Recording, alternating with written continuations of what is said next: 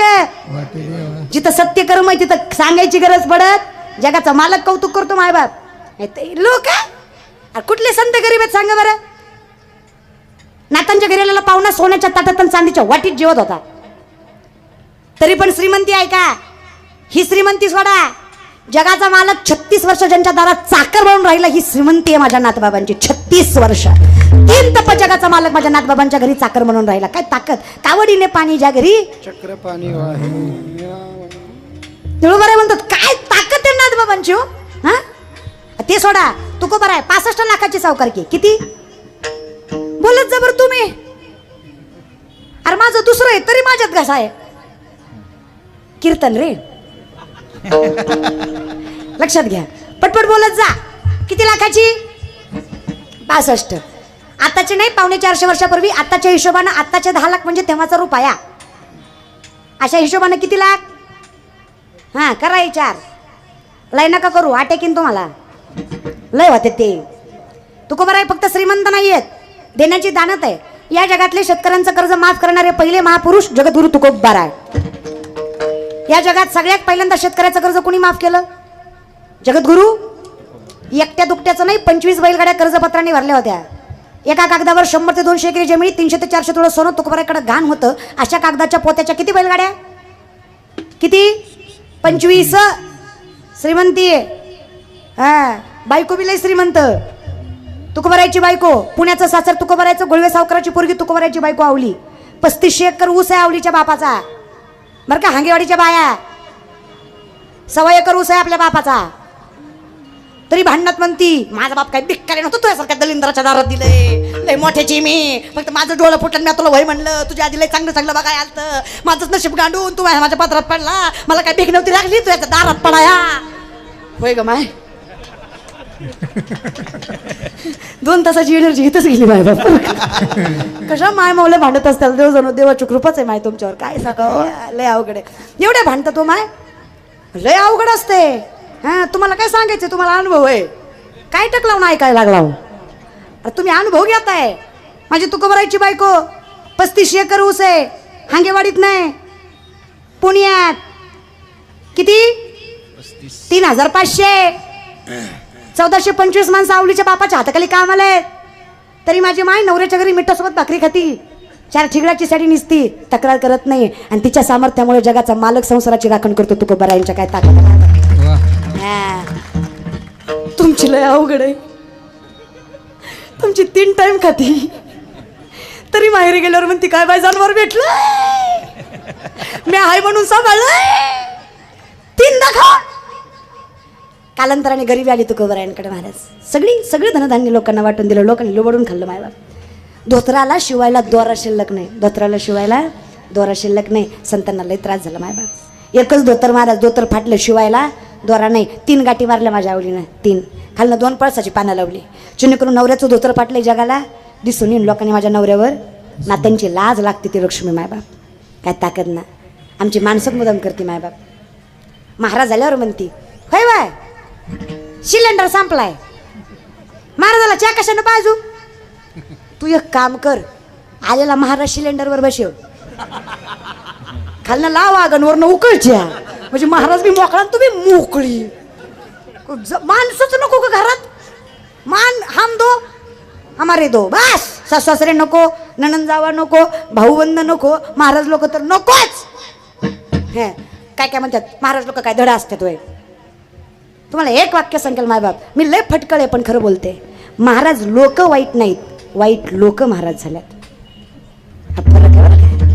महाराज लोक वाईट नाहीत, वाईट लोक महाराज झाल्यात. माळकरी वाईट नाहीत, वाईट लोकांनी माळा घातल्या. त्यात आमचा दोष. म्हणून तुकोबाराय म्हणले पाहिजे कळतंय ना. होय तरी म्हणा रे, नसलं कळत तरी होय तरी म्हणा. माझ्या समाधानासाठी तरी म्हणा रे. होय म्हणा. या विषयाकडे लोक कारणपत्र्याला नावं ठेवतात. जागेवर आले, जागेवर आले का फिरत जा, पटपट येत जा महाराज बरं का. फिरायचं पण यायचं. इष्टीच्या आपणाला थांबत असते पण सोडायची हां कायम सोडायची नाही. चला गाव येऊस तर सोडायची. हां गाव यायला आपल्याकडे कमीच वेळ राहिलाय, पटपट गाव आणायचं आहे आपल्याला. या विषयाकडे मायबाप बरं का. कानोपात्रे लोक म्हणले नाचणारीची जाते नीच कुळातली पोरगी कीर्तन ऐकायला बसली. लोक बोलतात ऐकून ऐकून कितपर्यंत ऐकणार, त्रास होतोय. माऊलींच्या चरणावर मस्तक ठेवलं ज्ञानोबा आहे. काय चूक आहे माझी? विषयाच्या कुळात जन्माला येत माझी चूक आहे. मला माझा बाप माहीत नाही येत माझी चूक आहे. मला परमार्थ करायचा अधिकार नाही ग माय. कोण म्हणलं तुला? हे म्हणतात ना, जमत नाही म्हणे स्पर्श, देव अपवित्र होतो म्हणे. मला सुद्धा ते पंढरीच्या वारीचा अनुभव घ्यायचा आहे. मला सुद्धा जगदीश्वर बघायचा आहे. याची देही याची डोळं बघायचं आहे. मला एकदा तरी त्या वैराग्यमूर्ती पांडुरंगाचं स्वरूप बघायचं आहे. अहो एवढं ऐकलं मी तुमच्या तोंडातून, एवढं ऐकलं मी संतांच्या तोंडातून, मला ही ओढ निर्माण झाली. हो मला त्या देवाला भेटायचं आहे.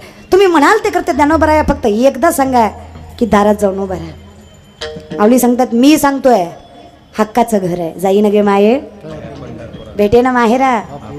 अगं माहेर आहे तुझं ते, जा तिथे उभा राहा. 16.5 वर्षाच्या कानोपात्रा साध्या सुद्धा नाही आहेत, एवढ्या देखण्या आहेत. सुकलेल्या कमळाला हात लावला कमळ जागेवर फुलतं, एवढं देखणं स्वरूप आहे त्यांचं. इतकी देखणी पोरगी पायात चाळ गळ्यात विना हातात चिपळ्या घेऊन पंढरीच्या गाभाऱ्यात नाचतीये. ज्ञानोबा माऊली तुकाराम, ज्ञानोबा माऊली तुकाराम.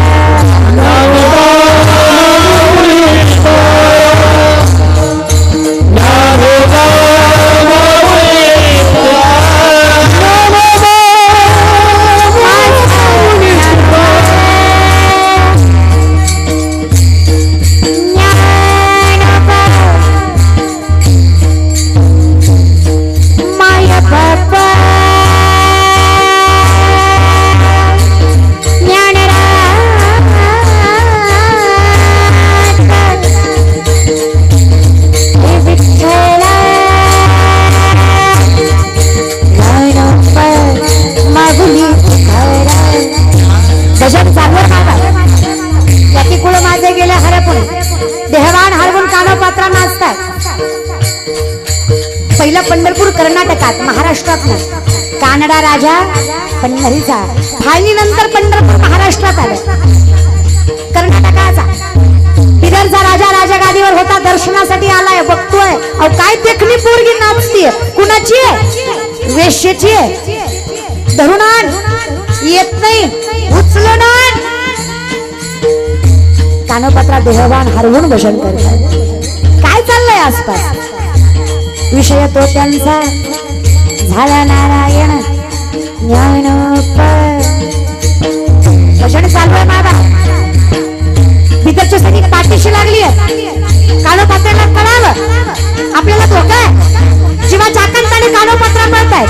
मंदिराच्या बाहेर पाऊल टाकणार. ज्ञानोबारांचं वचन आठवलंय, आपल्या बापाचं घर आहे, सोडायचं. पाऊल पाऊल पळणार कुठपर्यंत? आज पहिल्यांदा महाजारून आणलं, आज पहिल्यांदा गाभारा उलाटला, आज पहिल्यांदा पंढरीत परमात्म्याचं स्वरूप दिसलंय. अरे जावं, त्याला स्पर्श करावं, चरणावर मस्तक ठेवावं. सगळी गर्दी तुडवत माझ्या कानोपात्रा देहभान हरकून पंढरपुराच्या अहो त्या जगाच्या मालकाच्या चरणापर्यंत पोहोचल्या. चरणावर मस्तक ठेवलंय. अखिल कोट ब्रह्मांड जलक निर्गुण निराकार परमात्म्याचं स्वरूप बघायला भेटलंय. अहो देवाच्या चरणावर मस्तक ठेवलं, देव भेटला. अजून काय पाहिजे? एका क्षणात कानोपात्रेनं देह त्याग केलाय. तरी लोक म्हणली मिली ती मिली, देवाच्या पायावर मिली. जाता जाता आमच्या देवाला अपवित्र करून गेली. मरायचं तर नालीत जाऊन मरायचं. बोलवा ब्राह्मण, बोलवा काशी बनारसी द्वारका मथुरा गोमूत्र योग या तप विधी व्रत वैकल्य केने मुक्तीचारी. अहो देवाची द्वारी. इथं काय गरज आहे योग यागाची? धर्मपीठाचे अधिकारी अनंत ब्राह्मण म्हणून होते. ते म्हणजे थांबा रे, याच तोंडाने देवाचं नाव घेताना देवाचं नाव घ्यायला भाग्य लागतं, मग देवाच्या चरणावर जीव सोडायला किती भाग्य लागत असेल.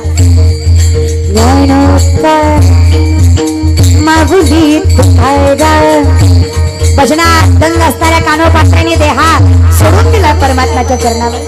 अनंत ब्राह्मण म्हणले उद्या बघू काय करायचं. त्या सुंदर मृतदेहा शेजारी अनंत ब्राह्मण झोपले. मध्यरात्री जगाचा अनंत अनंताच्या स्वप्नात येतोय आणि सांगतोय, अनंता माझ्या लेकीनं माझ्या चरणावर देह सोडलाय. आज्ञा आहे माझी, तिची समाधी माझ्या गाभाऱ्यातच झाली पाहिजे. आज पंढरीच्या गाभाऱ्यात कानोपात्रा आहे देवाची. हे ज्ञानोबा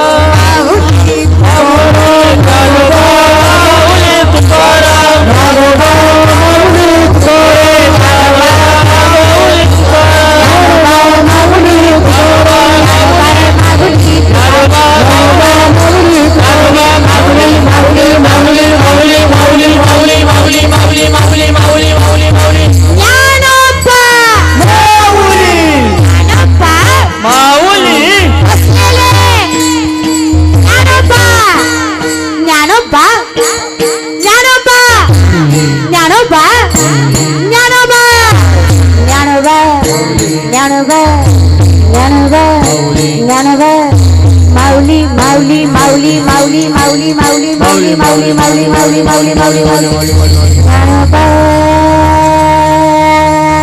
माऊली तुकाराम. काय मुक्त्या साधायची गरज आहे मला सांगा. जिथे काही जमलं नाही कानापाता देवाच्या चरणाशी मायबाप. पंढरपूरला गेलात मरायच्या आधी जा गेलात का? तुम्हाला पंढरीचं महात्म्य माहित आहे? आता बरेच म्हणतील अहो ताई देव जर घरी येतं तर पंढरीला कशाला जायचं? द्वारकेचा राणा अरे पटकीच कटच आहे. देवच घरी येतंय मग त्याच्याकडे कशाला जायचं? खरं आहे का नाही? देव कुठे येतंय मग त्याच्याकडे कशाला जायचं? आता ऐका माझ्या कुठल्या दिशेला पंढरपूर आहे? मी उभा आहे त्याच्या कुठल्या दिशेला? उजवीकडे इकडे. हां आता मी काय करते पंढरीकडे तोंड करते आणि 3 पावलं चालते. किती पावलं? 3. माऊली मी पंढरीकडे 3 पावलं चालावी. पंढरीच्या मालकानं माझ्या घराकडे 47 पावलं चालवावी ही आपलं धर्मशास्त्र आहे. कळतंय का? पंढरीची वारी का? मी देवाकडे पोचायच्या आधी देव माझ्या घरी पोचलेला असतो. पण कधी? मी चालल्याशिवाय आधी मला किती टाकायचे? तो 47 टाकेल पण मला टाकावे लागणार आहेत. माझा 1 पाऊल सुद्धा फार महत्वाचं आहे लक्षात घ्या. म्हणजे मी तिथं गेल्याशिवाय मी तिथं क्षणभर थांबले. अहो कृपा किती करावी जगाच्या मालकानं. तो माझ्या घरी आला क्षणभर ताकद लक्षात घ्या. मग आम्ही विचार केला नामदेवराय म्हणले देवा पंढरपूरला जातो पायीवारी करतो तुझं दर्शन घ्यायला रांगेत थांबतो आणि तुझ्या आधी या पोरीला मस्तक लावावं लागतं. आधी कानोपात्रीला मस्तक लावावं लागतं मग पुढं जाता येतं. कानोपात्री समाधीवर एक वृक्ष आहे वृक्षाची फांदी आडवी आहे त्या फांदीला मस्तक लावल्याशिवाय पुढं जाता येत. नामदेवराय म्हणले कटीवारी करण नाहीच्या देवाचे न घेमी तयाचे. नामदेवराय भगवंताच्या सगळ्यात जवळचे भक्त मायबाप. मग नामदेवराय म्हणले ह्या पुरीच्या ह्या छाटछट पुरीला मी का मस्तक लावायचं? कोण आहे ही पोरगी? हा तुझ्या चरणावर देह सोडला म्हणून हिला मस्तक लावायचं? भगवंत सांगतात नाही रे नामा माझ्या चरणावर देह सोडला म्हणून मस्तक लावायचं नाही. देह सोडला तरी संतांचं वचन मोडलं नाही म्हणून मस्तक लावायचं. ही ताकद आहे माझ्या ज्ञानोबारायांच्या वचनांमध्ये. मग ज्ञानोबाराजी तर तुम्हाला विश्वासाने सांगतायत की मी एकटा म्हणत नाही. व्यासाची या व्यास म्हणे खून करून सांगतात. खून नाही नजर नजर में हाले दिल का पता चलते ह्याला म्हणायचो खून इशारा. असं नवरा बायकोचं भांडण लागावं त्या दणक्यात पाहुणा यावा. पाहुण्यासमोर बायको नवऱ्याला काहीच म्हणत नाही फक्त इशारा करते. ह्याला म्हणायचं खून. बरं आता कळलं? आता या विषयाकडे मायबाप. खून. देशाचा पंतप्रधान विदुर होता महाभारताच्या काळात. फक्त त्यालाच माहित होतं की पांडवासाठी दुर्योधन बांधलेला महाल हा लाख्याचा आहे. लाख नाही लाख्याचा चुडा असतो बघा तो पटकन आग पकडतो तो जाळला जाणार आहे हे फक्त दुर्योधन म्हणजे कौरवांना आणि विदुरालाच माहित होतं. भर महासभेमध्ये धृतराष्ट्र गांधारी माता भगवान श्रीकृष्ण पांडव दुर्योधन विदुर या सगळ्या याच्यामध्ये विदुरांना म्हणजे विदुराला पांडवाविषयी आत्मीयता होती. तेवढ्या महासभेत फक्त नजरेनं विदुरानं पांडवांना सांगितलं की तुमचा महाल लाख्याचा आहे तो या वेळी या काळी जाळला जाणार आहे.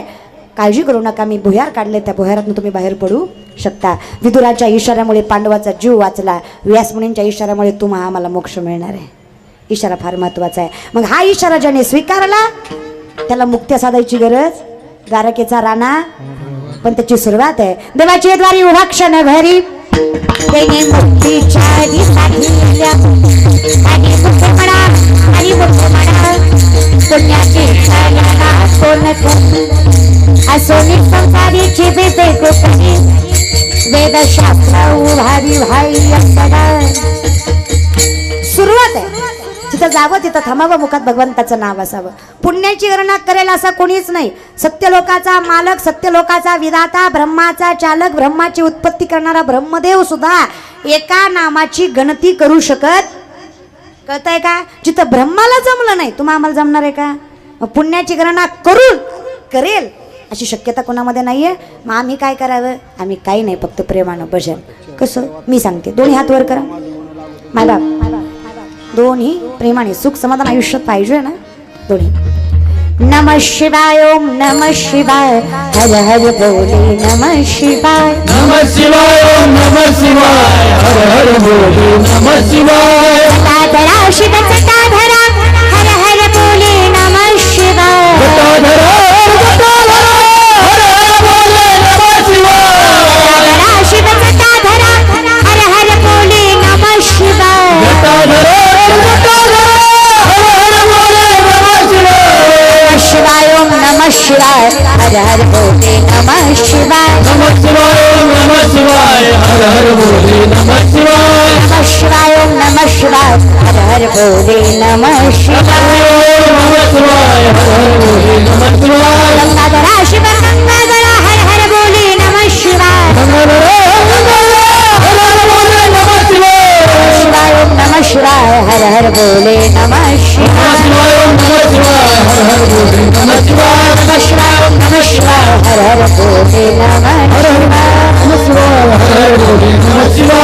नमः शिवाय साम नमः पार्वती पते शिव हर हर हर हर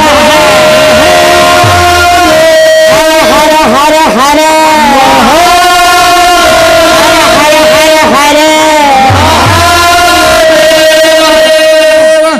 एवढ्या वेळा हर हर म्हणलं का तर हे सगळं हरून न्यावं मायबा. जिथं प्रत्येक दुःखाचं हरण माझा महादेव करतो, जिथून उत्पत्ती आहे ओम, ओंकारातून आपली उत्पत्ती मायबाप, जिथून उत्पत्ती जिथं विनाश आहे असं असणारा माझा महादेव जेव्हा त्याने कृपा करावी, अरे रावणासारख्या राक्षसावर केली, तुमच्या आमच्यासारख्या भक्तांवर करणार नाही का? त्याची कृपा व्हावी नाही मग दुःख करायची काही गरज नाही मायबाप. जिथं दुःख आलं तिथं ही सुखाची उत्पत्ती व्हावी एवढी ताकद माझ्या शिवाच्या नावामध्ये. म्हणून काही नाही, आम्ही फक्त प्रेमाने भजन करावं, जगाच्या मालकाने आमची राखण करावी. मागे पुढे उभा आहे आली आघात फक्त प्रेमाने. विठोबाय रखुमाई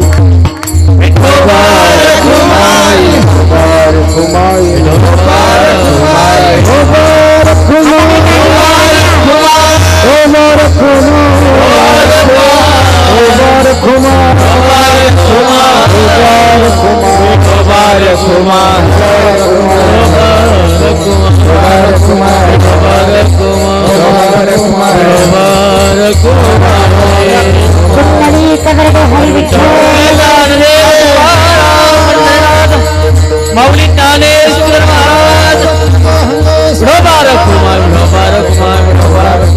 खाली बसा, खाली सर्वांनी खाली बसा. नाही नाही नाही, ज्यांना जायचंय त्या जा, उग नका उग माय मला उग त्रास व्हायचा. एक 5 मिनिटं खाली बसा सगळ्यांनी. तुमची चूक नाही माय बाप, तुम्हाला कीर्तन ऐकायची सवय नाही. घ्या बसा खाली. ऐक नाही, काय विनंती आहे ना माय, कसं असते आपण उठायची घाई केली त्यात काय वाद नाही, पण देवानं उठवायची केल्यावर लय अवघड होईना आपलं. त्याच्यामुळं आपण काय उठायची करू नये माय बाप, एवढीच विनंती बरं. हां बसून घ्या. लय नाही आपलं संपलंयच, पण थोडं आपलं कसं असते ज्ञानदेव तुकाराम झाल्याशिवाय उठायचं नसतं, हे आपल्या संप्रदायाचा नियम आहे. संपलंय तर कीर्तन विठोबा रुक्मिणी म्हणजे संपतच आलंय. पण कसं आहे ना, एकतर मी ओगामध्ये एकच चरण प्रामुख्याने सोडवलं, बाकीच्या 3चा आधार दिला, फक्त आधार दिला, सोडवले. तिने मुक्ती चारी साधी आल्या देवाची हे द्वारी, फक्त एवढंच माझ्याकडनं या 1.5-2 तासात सोडवलं गेलं. पण काळजी करू नका, मी मुदाम 3 ठेवल्यात पुढच्या वर्षीसाठी, मुदाम बरं का. ती कीर्तन करायची असं स्टाईल नाही का, पुढच्या वर्षी कीर्तन कशी भेटायची आपल्याला माहिती बरं का. म्हणजे काय 3 राहिल्यात ते सांगण्यासाठी मी पुन्हा येईल. त्यांचा माझा काही संबंध आहे, कानाला हात बाबा, काही नाही. फक्त ते 2.5 वर्षांना आलते मी, वर्ष नका होईना येईलच माय बाप. हे सुंदर गोड नियोजन केलं दादा तुम्ही, खरं सांगू इतकी सुंदर यात्रा करताय तुम्ही. तुम्ही माझं कीर्तन ठेवलं म्हणून तुमचं कौतुक नाही बरं का माय बाप, तुम्ही माझं कीर्तन ठेवलं म्हणून तुमचं कौतुक नाही, पण तुम्ही शेवटच्या श्रावण सोमवाराला कीर्तन ठेवलं म्हणून तुमचं कौतुक आहे माय बाप. तुमच्या चरणावर मस्तक आहे माझं. अरे काय गोड समाज आहे महाराज, गोड नियोजन आहे महाराज. इथं या हंगेश्वराच्या देवस्थानाच्या चरणाशी कीर्तन आहे, महादेवाच्या चरणाशी कीर्तन आहे. शिवानं कृपा करावी मायबाप, जिथं शिवलेला आहे तिथं शिवा कृपा करणारच मायबाप. पण आपला बी उदार महाराज काही नाही. तुम्हाला खरं सांगू, बरीच लोक मला असं विचारतात, महादेवाचं कीर्तन आहे म्हणून सांगते, बरीच लोक मला विचारतात की असं कसं की बाबा तुम्ही कीर्तन करता म्हणून तुमचं नाव शिवलेलं आहे, तुम्ही कीर्तनकार झालं म्हणून तुमचं नाव शिवलेलं आहे का तुमचं नावच शिवलेलं आहे? तर माझं नावच शिवलेलं आहे. ते शिवलेलं नाव आहे त्याचं कारण सुद्धा फार मोठं आहे. म्हणजे आमच्या घरामध्ये संतती, माझ्या आईला लवकर लेकरू होत नव्हतं, साध्या भाषेत. लग्न झालं 6 वर्ष झाले तरी बाळ होत नव्हतं. आता जुन्या काळात वर्ष झालं तरी किती त्रास होतो मायबाप नाही का. जुनी माणसं, जुन्या विचारांची माणसं काय नाही म्हणे, मग लेकरू नाही मग करा म्हणे दुसरी बायको. तसं नसतं मायबाप बरं काय. मग माझ्या आईनं काय केलं, शिवलीला अमृत जे ग्रंथ आहे त्यामध्ये सगळ्या महादेवाच्या, तुम्ही सुरुवातीपासून शेवटपर्यंत तुम्हाला शिवाची लीला तिथे कळणार. शिवाची लीलेचं ते ग्रंथ आहे. तर ते शिवलीला अमृताचं 108 वेळा पारायण केलं. किती वेळा? 108. तिचं शेवटच्या पारायणाला तिला कळलं की तिला बाळ राहिले आणि ती मी होते. 100 आणि मग आमच्या गुरूंनी सांगितलं की तुला शिवाच्या लीलेनं बाळ झालंय. कृपा, लीला म्हणजे कृपा. आपण लीला कृष्णाची ती वेगळी, लीला सुद्धा कृपाच आणि ती लीला सुद्धा कृपाच. जिथं भगवंताची कृपा व्हावी आणि तुझी उजाडलेली कुस भरून यावी, ही शिवाचीच कृपा आहे. आणि ह्या शिवाच्या कृपेनं तुझ्या पोटामध्ये संतती आहे. तर जर मुलगा असेल तर नाव शिवशंकर किंवा अमृत, आणि जर मुलगी असेल तर तिचं नाव शिवलीला. हे माझ्या गुरूंनी मी जन्मायच्या आधी ठेवलेलं नाव आहे. त्याच्यामुळं मी जन्मल्यावर माझं नाव आमच्या घरच्यांनी शिवलीला असंच ठेवलं. त्यांना माहीत नव्हतं ही एवढी महाराष्ट्रात लीला करून, पण ठेवलं. पण त्या नावाचा इतका उद्धार झाला. आज बऱ्यापैकी हे नाव बघायला भेटत नाही की शिवलीला. मग जेव्हापासून मी कीर्तन करायला लागले, माऊलींच्या कृपेने थोडंफार माझं जेव्हा नाव झालं, तेव्हा ह्या नावाची अनेक लोकांनी पुन्हा नावं, त्यांच्या मुलींची नावं ठेवत गेली. तर मी माऊलींची कृपा समजते मायबाप फार. मी तुम्हाला मगाशीच म्हणलं ना, आम्ही त्याला स्वीकारावं, जगाच्या मालकानं आम्हाला स्वीकारायला भाग पाडावं. आमची लायकी नाही, पात्रता नाही, संतांनी एवढा त्याग नाही, तपश्चर्या नाही, कष्ट नाही ना अभ्यास आहे. तरीसुद्धा फक्त भगवंताचं नाव मुखात आहे म्हणून जगाच्या मालकाने आमचं नाव समाजात केलं आहे मायबाप. ही कृपा आहे आणि या कृपेची जाणीव असावी एवढीच विनंती आहे. गोड नियोजन केलं आहे तुम्ही. शिवाची कृपा आपल्या सगळ्यांवर व्हावी. सुंदर टाळकरी आमचे संभाजी दादा, त्याचबरोबर हरिभक्तपरायण हनुमंत दादा हरिभक्तपरायण, संतोष दादा, त्याचबरोबर बोयटे महाराज. यावेळेस माफ करा, पुढच्या वर्षाने पाठ करते. हां, एवढ्या वेळेस माफ करा मायबाप बरं का. असे गोड तुम्ही गायनाचार्य, तुमच्यामुळं सेवा आहे मायबाप. तुम्ही सेवेला सेवा म्हणून घेता म्हणून तुमच्यामुळं सेवा आहे. तुमच्या चरणावर मस्तक आहे. आमचे संभाजी दादा कायम कीर्तनाला गोड साथ करतात. अविरतपणे या भागात असलं की अगदी गोड आवाज आहे. गोड आवाज असणं, ताल असणं, लय असणं ही माऊलींची कृपा आहे. काही लोकांना लय स्वर असतंय पण ताल नसते, काहीला ताल असतंय पण स्वर नसतंय. तर गोड ती कसं असते, शेवटचा शेवट कसा पाहिजे, ती शेवट आहे महाराज. त्याच्यामुळं ही सुरुवात आहे, शेवट गोड असला पाहिजे, मग ते शेवट तिकडे यायचं असतंय. म्हणून सुंदर आमचे गायनाचार्य, तुमच्या चरणावर शतशः प्रणाम आहे.